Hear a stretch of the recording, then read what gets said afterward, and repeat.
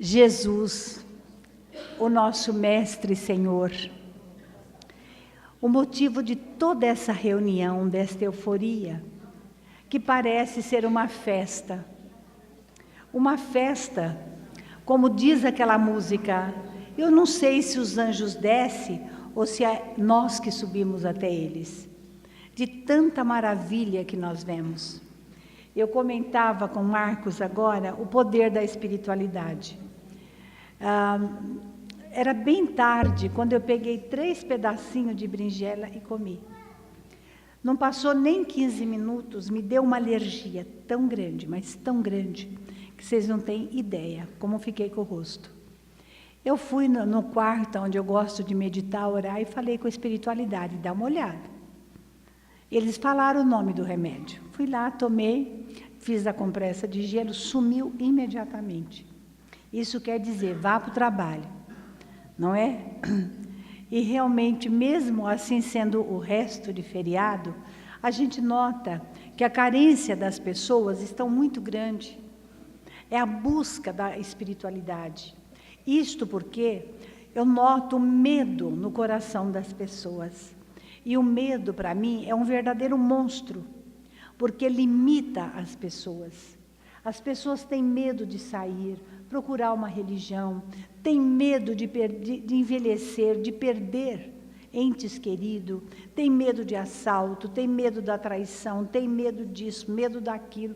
E eu costumo dizer, a espiritualidade, ela é tão grandiosa, que ela cobre todos os percalços que vocês podem imaginar.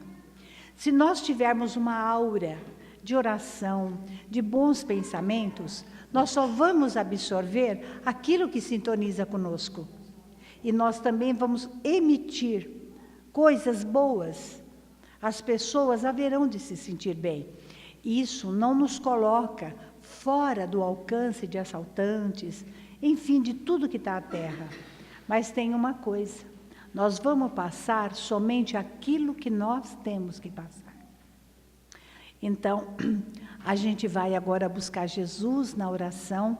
Eu vou pedir para o Marcos falar para nós uns 20, 25 minutos e depois a gente toma o passe e retorna para os lares na paz de Deus. Fechemos os olhos. Esqueça os problemas que a vida nos oferece. Concilia nesse instante consigo mesmo. Procura perdoar aqueles que te perseguem, que caluniam. Porque são criaturas tão infelizes. Porque desconhecem o poder de Jesus. Senhor, dormias no barco. Quando o vento, os trovões, os relâmpagos cortavam o céu, e a impressão que dava era que o barco ia sussurrar. E aí os apóstolos te acordaram aflito, dizendo, eis que perecemos, mestre, a tempestade vai virar o barco. E então levantaste com toda a serenidade, repreendeste os teus discípulos, dizendo, homens de pouca fé, até quando estarei convosco? Até quando hei de te suportar? Repreendeu o mar, o vento, o relâmpago, os trovões, e tudo voltou à calmaria. Os apóstolos, atônitos, olhava tudo o que se passava e não entendia. E agora, Senhor, lembrando esta passagem tão gloriosa, que realmente o Filho de Deus, unigênito, pôde oferecer a toda a humanidade, confirmando a tua grandiosidade. Às vezes, Senhor, o barco da nossa vida parece que vai afundar, porque não conseguimos entender os problemas que estão ao nosso redor. E aí te buscamos, nas reuniões como esta, te buscamos, Senhor, como servos, submissos à tua vontade, dizendo que somente queres o nosso bem e melhor do que nós sabe o que nos convém. Por isso, olhe por nós. Permita que numa reunião como esta, o desesperado possa encontrar a fé. Aqueles que estão desempregados possam caminhar na direção do emprego. Os que estão enfermos possam recuperar a saúde. Os que odeiam, que esse coração seja apaziguado. Eu te peço, Jesus, por esta casa que leva o teu nome na vanguarda espiritual. Te peço por todos que por aqui passam, por todos, Senhor, que aqui se encontram. E te rogo, Mestre amado, por aqueles que estão ausentes devido à enfermidade.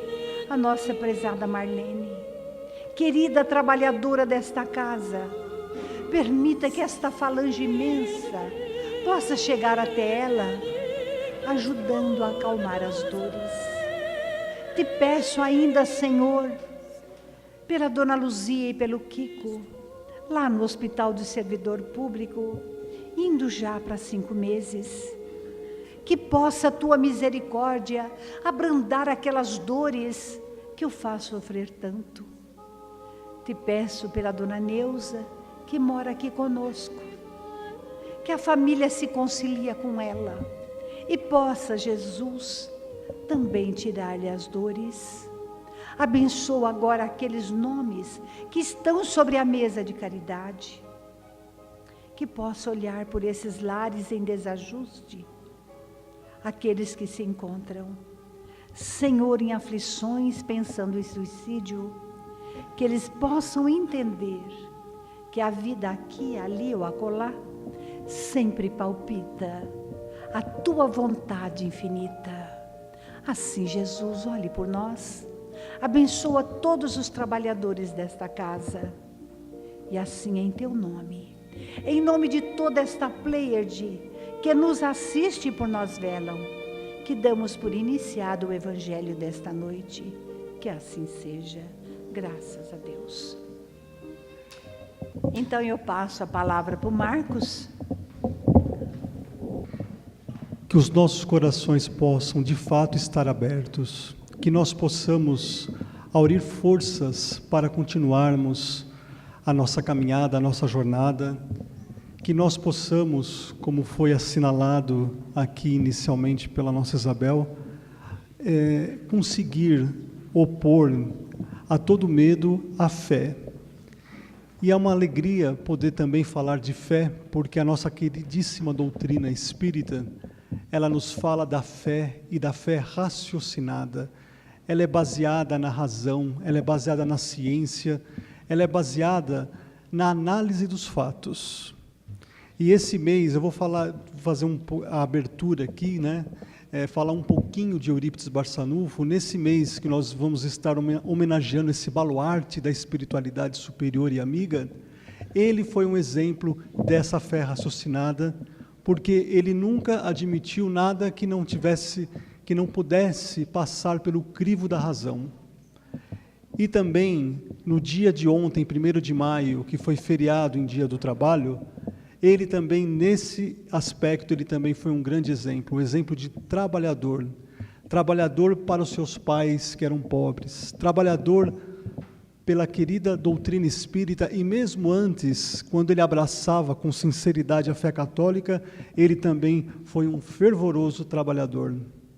Trabalhou na farmácia espírita Esperança e Caridade. Trabalhou como professor, como foi dito também inicialmente, e até que ele conseguiu inaugurar o colégio Allan Kardec, e também ali trabalhou. Ele dormia cerca de 4, 5 horas no máximo por noite.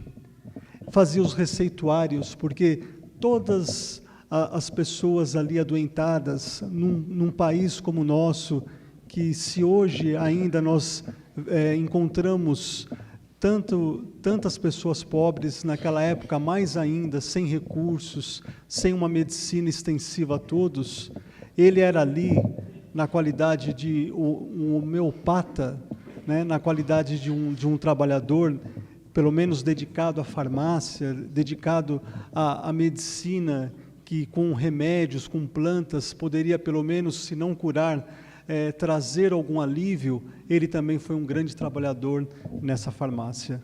E aí, então, claro, com todo o trabalho que Eurípides estava ali desenvolvendo de ajuda às pessoas doentes, né, o seu nome foi divulgado, todas as curas que ele propiciou também foram divulgadas, e aí ele precisava atender um receituário muito grande de pedidos de sacramento e de fora de sacramento. Então, ele tinha horário para tudo. Até o correio da cidade precisou aumentar de tantos pedidos que vinham, e os frascos de remédios com receituário que ia para fora também ia via postal. Então, aumentou muito o trabalho de correio na cidade de Sacramento. Lembrando que nós estamos aí nos idos das 2 primeiras décadas do século XX, então, com uma estrutura muito, muito modesta na época, mas que com a colaboração de todos, né, com essa união no bem, estavam conseguindo atender todos os pedidos. Eurípides Barçanufo nasceu no dia 1º de maio de 1880, uma família de muitos irmãos, mais de 10, eu não lembro o número total agora, uma família onde se vivia ali o seu Mojico, pai de Eurípides, de trabalhos sazonais, ou seja, trabalhos que numa época tinha uma estrada de trem sendo construída, e aí ele iria trabalhar. Numa outra época era num comércio que ele trabalhava. Então Eurípides desde pequeno precisou trabalhar. Ele nasceu franzino, chegou a passar fome, chegou a ter doenças logo quando criança, e ali, na falta de melhores condições, na falta de uma alimentação mais correta, como nós temos, né, a maioria das pessoas tem na época, muitas pessoas passavam fome. Ali, a sua mãezinha, a avó Meca, o que fez para ele? Costurou uma blusinha com um bolsinho e ali colocou um naco de porco e um pedaço de rapadura.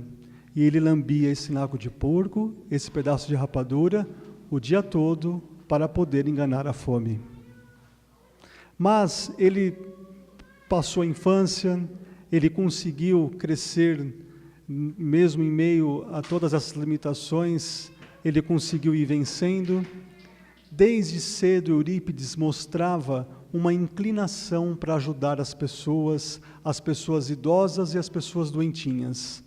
Uma tia dele, chamada Babota, estava adoentada, e ele ali do lado dela, cuidando dela, levava chá de laranjeira para ela, e assim o tempo todo zelando pela saúde dela, fazendo o melhor que aquela criança ali com a limitação dela poderia fazer. E aí nós lembramos com alegria a frase que ela disse para Eurípides: Eurípides, da forma que se vive, se morre. Então isso, a gente percebe que já logo na infância de Eurípides nós temos aí um exemplo a ser seguido, que a gente possa viver desta forma. Como vai ser minha sorte em além-túmulo? Ora, analise, verifique como você está vivendo, assim ocorrerá o mesmo. E Eurípides foi crescendo então, já foi demonstrando muito interesse pelos estudos, uma inteligência vivaz. Há quem diga que em nenhuma de suas reencarnações ele esteve junto com Pestalozzi, na Suíça, em Yverdon.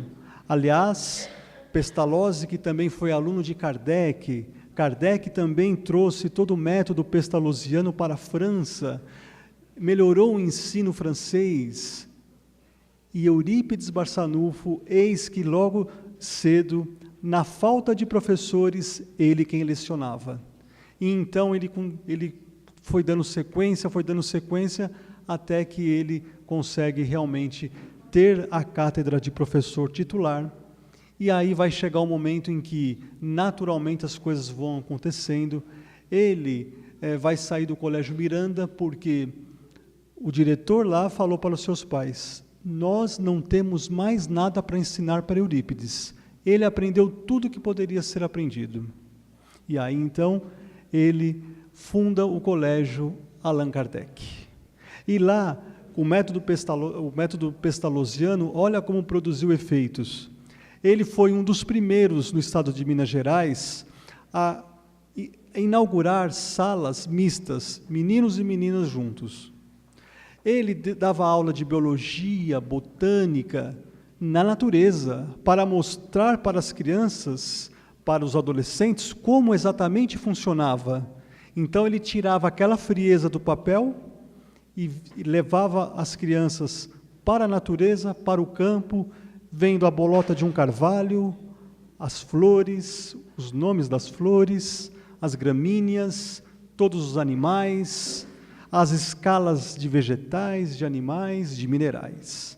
Numa terra que é de beleza abundante, quem já foi para Sacramento, Uberaba conhece ali, Araxá, são a Serra da Canastra, Gruta dos Palhares, é uma região maravilhosa. E ali, então, ele contando também com esses dois fatores, a sua primorosa inteligência e a natureza. Ou seja, em resumo, ele inaugurou a pedagogia do amor, baseado em Pestalozzi, baseado num princípio muito importante que às vezes nós, como pais, professores, educadores, nós não levamos em conta, que a criança já traz uma bagagem, traz outras existências. E qual seria então o papel do professor? Simples, singelo, mas de uma responsabilidade imensa, despertar a criança para a lição edificante. Então, ele faria um papel melhor do que ele ensinar daquela forma dogmática, daquela forma clássica. Ele faria melhor papel se ele despertasse na criança aquilo que ela já traz. Respeitar essa bagagem que a criança já tem. Então, você vai ser o quê? Uma expressão que na área de ensino muito utilizam, você iria ser então um facilitador da aprendizagem, mas a aprendizagem começa em casa, porque se a criança não tem bom exemplo, não tem fixação pelas coisas boas, edificantes em casa, dificilmente um professor vai lograr êxito no momento em que ele tem um obstáculo quase ferrenho.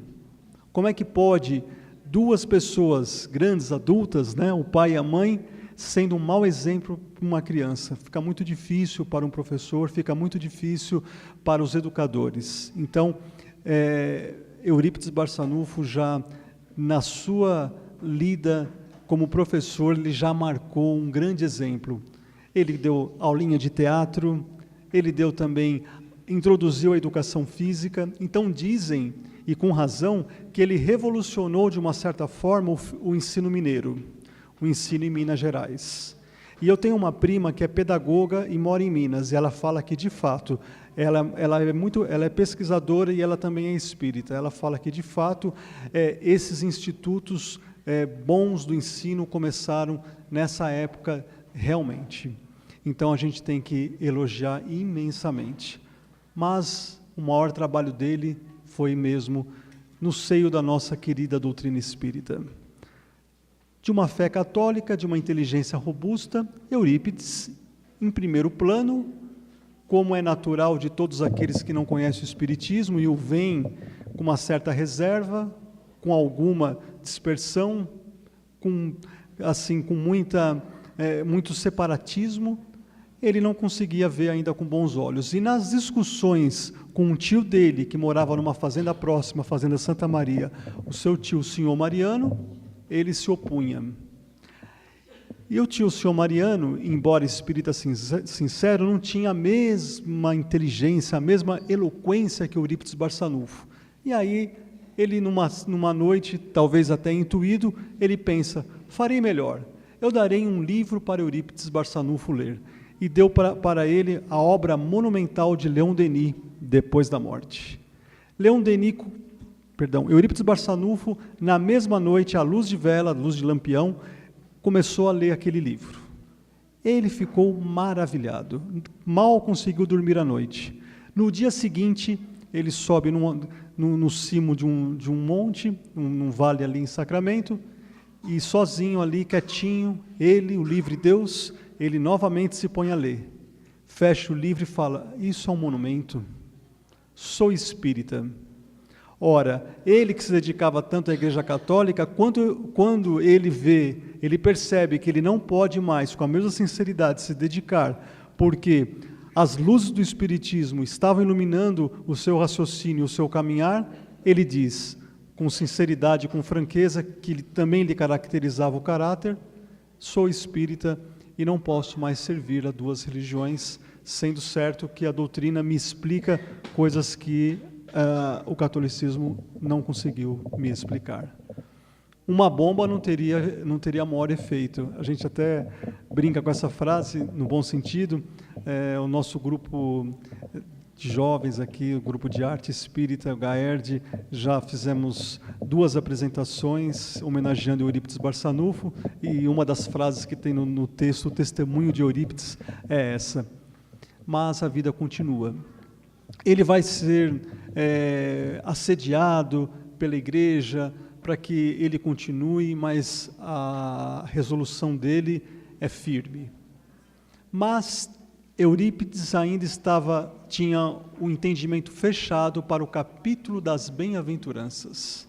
Ele não conseguia entender na sensibilidade dele como que poderia ser bem-aventurado aquele que sofre, bem-aventurado o pobre de espírito, bem-aventurado aquele que é manso e pacífico, mas que sofre a opressão do rico, daquele que tem poder. Como é que pode isso? Eu não consigo entender.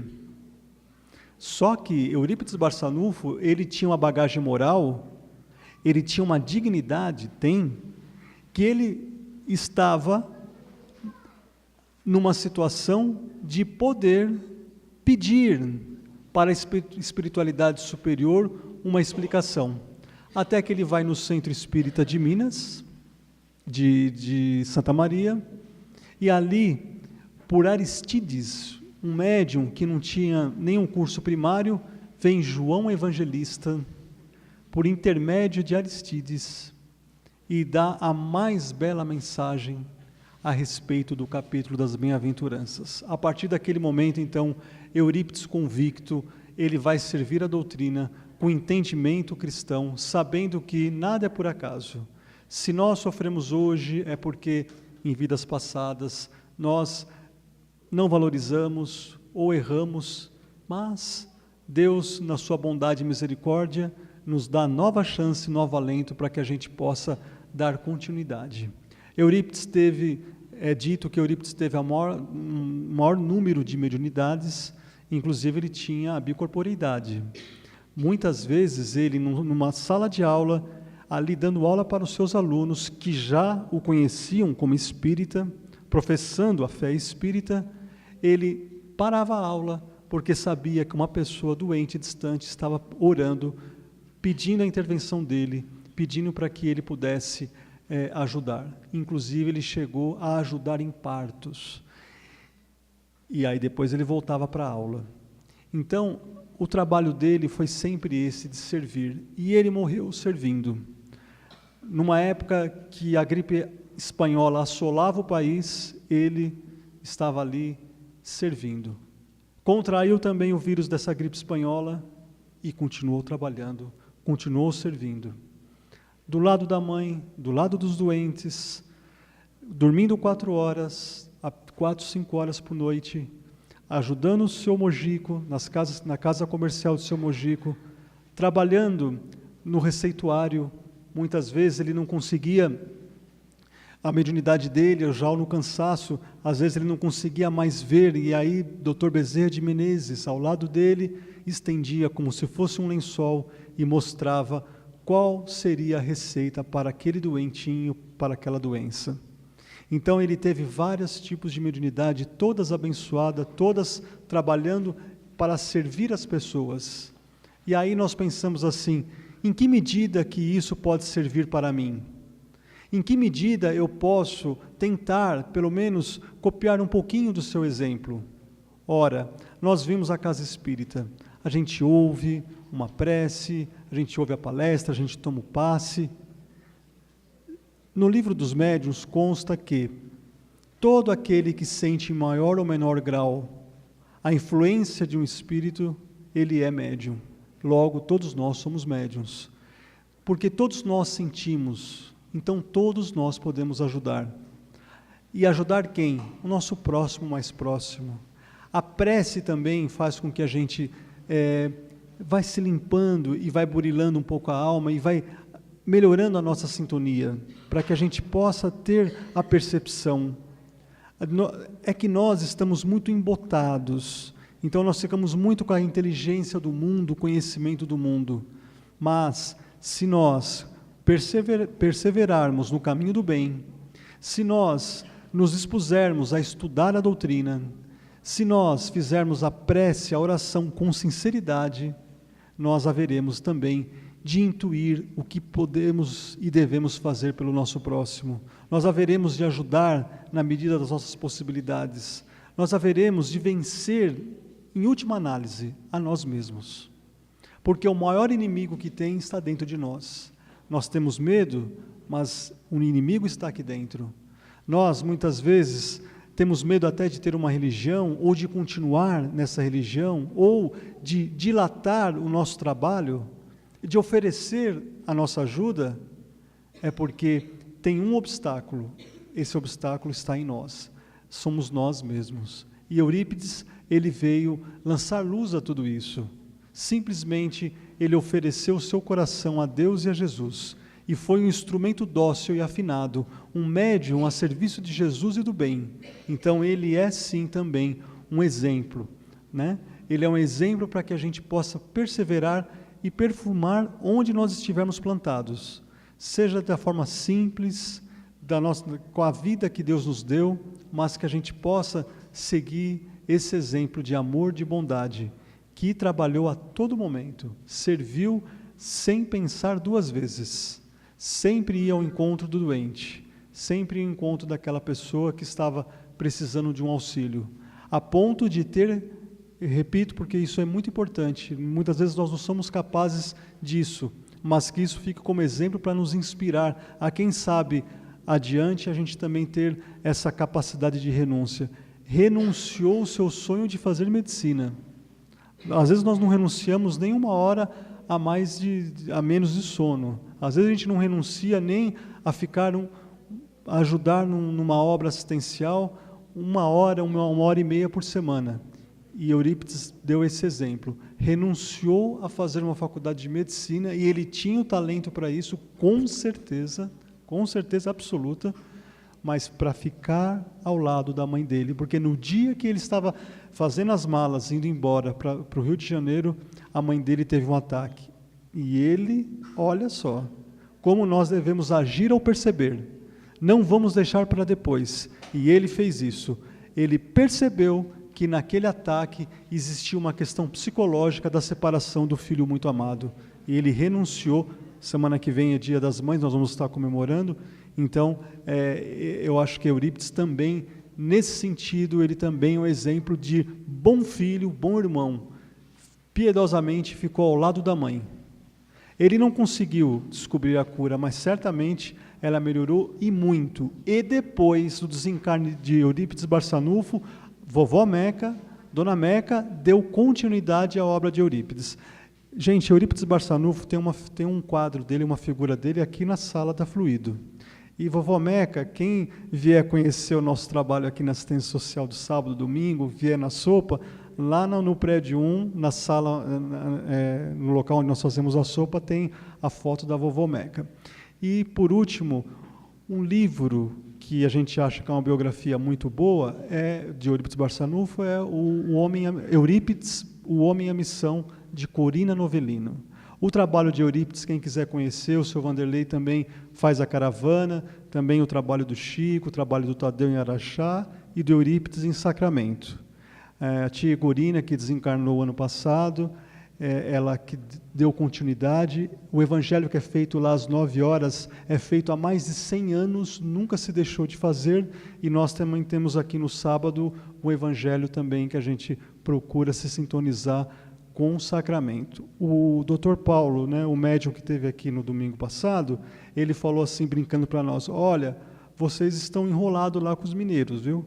Então a gente tem uma ligação muito grande, falar de Eurípides, falar de Chico, é contagiante, deixa o nosso coração feliz, a gente vê tudo mais bonitinho, parece que tudo fica mais bonito, porque, de fato, as luzes deles nos ajudam. Não que a gente já mereça, mas é um alento para a gente continuar, pelo menos, mantendo a boa vontade, e é isso que a gente pode fazer, ter a boa vontade. Né? Então, eu termino por aqui e passo o microfone para a Isabel, para ela poder dirigir a mesa.